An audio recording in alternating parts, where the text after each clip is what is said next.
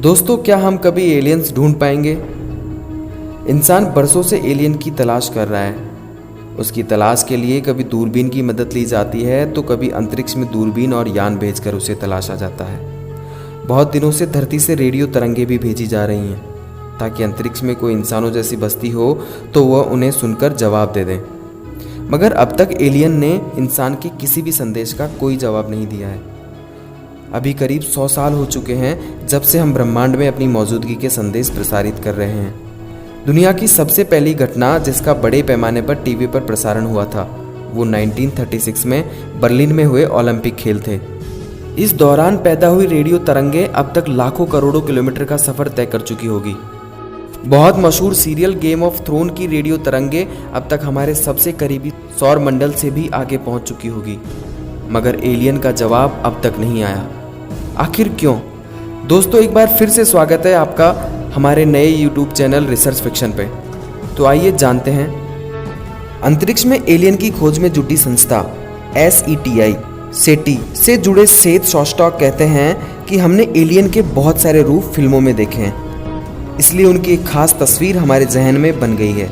मगर हो सकता है कि अगर उनका संदेश आए तो वो वैसे न हो जैसे हमने सोच रखा है। सेटी पिछले 50 सालों से अंतरिक्ष में एलियन को ढूंढ रही है। अब तक कोई कामयाबी नहीं मिली। शॉस्टॉक सलाह देते हैं कि हमें ब्रह्मांड में कहीं और एलियन तलाशने की बजाय अपने भविष्य के बारे में सोचना चाहिए। शॉस्टॉक के मुताबिक इंसान आज बनावटी मशीन तैयार करने में जुटा है। ऐसे में अगर ब्रह्मांड में कहीं एलियन होंगे तो वो तरक्की के मामले में इंसान से काफ़ी आगे निकल चुके होंगे। ऐसे में ये भी हो सकता है कि किसी और ग्रह के जीवों ने बनावटी बुद्धि का विकास कर लिया हो। ऐसे भी हो सकता है कि ऐसी मशीन ने आखिर में अपने बनाने वालों को ही ख़त्म कर दिया हो। अब जैसे इंसान ने ही पहले जैसा रोबोट बनाया था, उसके बाद से काफ़ी फेरबदल कर डाला। आज रोबोट से एक से बढ़कर एक काम लिया जा रहा है। वो बुद्धिमानी के मामले में कई बार इंसानों से भी आगे निकल गए हैं। तो ऐसे भी हो सकता है कि आगे चलकर ये रोबोट इंसान के काबू से ही बाहर निकल जाएं। पूर्व अंतरिक्ष यात्री और लेखक स्टुअर्ट क्लार्क कहते हैं कि अगर ये बनावटी दिमाग वाली मशीनें इतनी तेज़ रफ्तार से हो जाएं कि इंसान का आदेश मानने से इनकार कर दें तो बहुत मुमकिन है कि आगे चलकर ये अपना राज कायम करने की कोशिश करें। ऐसी ही बहुत सारी कल्पना इंसान ने कर रखी है, कुछ हॉलीवुड फिल्मों में और कुछ बहुत सारी किताबों में। वैसे कुछ लोग ये भी कहते हैं कि इंसानों जैसी सोच करने वाली मशीनें बनाना करीब करीब नामुमकिन है। ऐसा होगा या नहीं आज तक तो कहना मुश्किल है, लेकिन स्टुअर्ट क्लार्क कहते हैं ऐसी सोच से हम एलियन की अपनी तलाश को एक दायरे में बांध सकते हैं।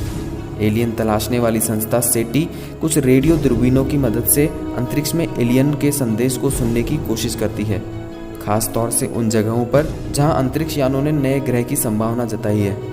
इन ग्रहों पर पानी और हवा होने की उम्मीद भी है। दिक्कत यह है कि मशीनी एलियन को रहने के लिए पानी और हवा की ज़रूरत ही नहीं होती। शॉस्टॉक कहते हैं कि ये मशीनी एलियन ब्रह्मांड में कहीं भी हो सकते हैं। हाँ, इन्हें ऊर्जा की बड़े पैमाने पर ज़रूरत होगी, इसलिए हमें अंतरिक्ष के उन कोनों को झांकना चाहिए जहाँ पर ऊर्जा के बड़े स्रोत होने की संभावना हो। शॉस्टॉक सलाह देते हैं कि इसके लिए सेटी को अपनी दूरबीनें धरती पर लगाने की बजाय अंतरिक्ष यानों के साथ अंतरिक्ष में भेजनी चाहिए। अब हर स्पेस क्राफ्ट भेजने वाला देश इसके लिए तैयार होगा, ये कहना ज़रा मुश्किल भी है। फिलहाल तो सेटी रेडियो दूरबीनों की मदद से ही एलियन की तलाश जारी रखेगा। हाँ, आगे चलकर ये विकल्प खोजा जा सकता है। दूसरा तरीका ये भी हो सकता है कि धरती के किसी खास ग्रह या ब्रह्मांड के किसी खास कोने की तरफ रेडियो संदेश भेजा जाए। हालांकि स्टीफन हॉकिंग जैसे वैज्ञानिक इसका विरोध करते हैं।